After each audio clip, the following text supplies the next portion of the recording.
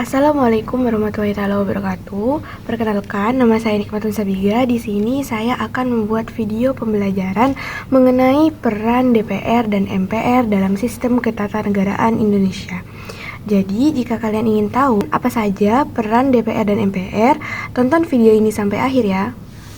Baik, di sini kita akan membahas mengenai peran DPR dan MPR dalam sistem ketatanegaraan Indonesia. Sebelum kita memahami perannya, kita harus bisa memahami apa sih DPR itu. Jadi, DPR itu merupakan singkatan dari Dewan Perwakilan Rakyat yang merupakan lembaga legislatif yang memiliki kedudukan strategis dalam sistem ketatanegaraan Indonesia, di mana dasar hukumnya termaktub dalam Undang-Undang Dasar Negara Republik Indonesia tahun 1945 pasal 19 sampai 22B, di mana pasal 20 ayat 1 menegaskan bahwa DPR memegang kekuasaan dalam membentuk undang-undang, dan pasal 20 ayat 1 menjelaskan bahwa DPR memiliki fungsi legislasi, fungsi anggaran, dan fungsi pengawasan. Lalu lanjut kepada slide selanjutnya, yaitu fungsi DPR dalam sistem ketatanegaraan. Berdasarkan pasal 20 ayat 1 UUD Negara Republik Indonesia 1945, DPR ini memiliki 3 fungsi utama, yaitu fungsi legislasi, fungsi anggaran, dan fungsi pengawasan. Dan yang pertama yaitu fungsi legislasi. Fungsi legislasi merupakan fungsi utama DPR sebagai pembentuk undang-undang, di mana pada pasal 20 ayat 1 Undang-Undang Dasar Negara Republik Indonesia menyatakan bahwa DPR memegang kekuasaan membentuk undang-undang. Rumusan ini menegaskan bahwa reposisi DPR sebagai pemegang kekuasaan legislatif yang kuat berbeda dengan sebelum amandemen, di mana kekuasaan membentuk undang-undang berada pada Presiden dengan persetujuan DPR.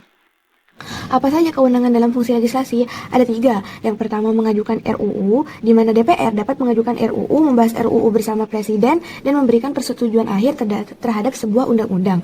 Yang kedua, yaitu menerima dan membahas RUU dari DPD. Berkaitan dengan otonomi daerah, hubungan pusat dan daerah, pembentukan atau pemekaran daerah, dan pengelolaan SDA. Dan yang ketiga, yaitu mengubah dan mencabut undang-undang.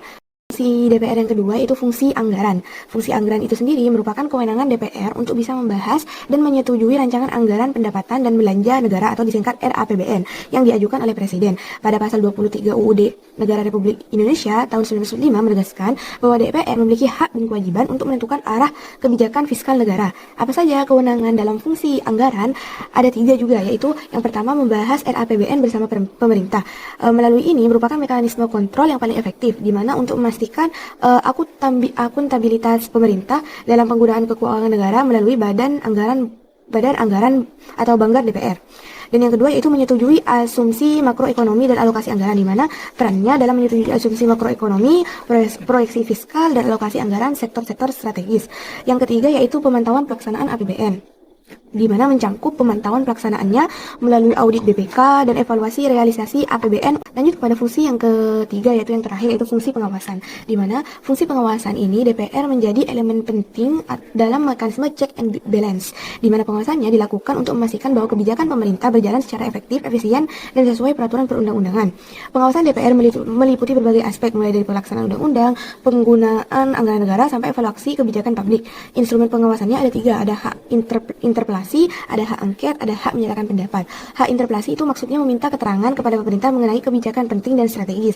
Hak angket melakukan penyelidikan atas suatu kebijakan yang dianggap bertentangan dengan peraturan atau merugikan negara. Dan yang ketiga yaitu hak menyatakan pendapat. Lanjut kepada poin yang kedua, poin pembahasan yang kedua yaitu peran MPR. MPR sendiri itu kan merupakan singkatan dari Majelis Permusyawaratan Rakyat, yang merupakan lembaga negara yang memegang peran strategis sebagai the guardian of constitution dan the guardian of ideology, yaitu sebagai penjaga konstitusi dan penjaga ideologi negara, di mana dasar hukumnya terdapat pada pasal 2 dan pasal 3 UUD Negara Republik Indonesia 1945. Lanjut kepada fungsi MPR. Secara konstitusional, MPR itu memiliki 2 fungsi utama, ada fungsi konstitusional dan representasi. Adapun fungsi konstitusional merupakan kewenangan yang secara langsung diberikan oleh UUD 1945. Fungsi ini menempatkan MPR sebagai lembaga penjaga konstitusi, di mana kewenangannya ada 3, yaitu yang pertama mengubah dan menetapkan UUD pada pasal 3 ayat 1 melalui mekanisme amandemen konstitusi.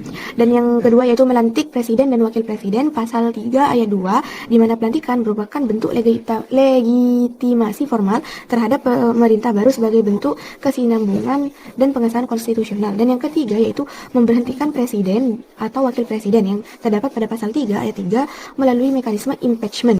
Lanjut kepada fungsi representasi, di mana MPR menjalankan fungsi ini melalui keberadaannya sebagai gabungan anggota DPR dan DPD. Bagaimana perannya dalam fungsi representasi? MPR menjadi lembaga yang mampu menampung aspirasi politik nasional dan kebutuhan daerah melalui keterlibatan DPD, di mana MPR mewakili rakyat baik secara politik melalui DPR yang dipilih melalui partai politik, maupun teritorial, yaitu melalui DPD yang mewakili daerah, sehingga terwujud representasi ganda yang memastikan kepentingan nasional dan daerah terakomodasi dalam pengambilan keputusan. Itu saja video pembelajaran dari saya, kurang lebihnya mohon maaf. Wassalamualaikum warahmatullahi wabarakatuh.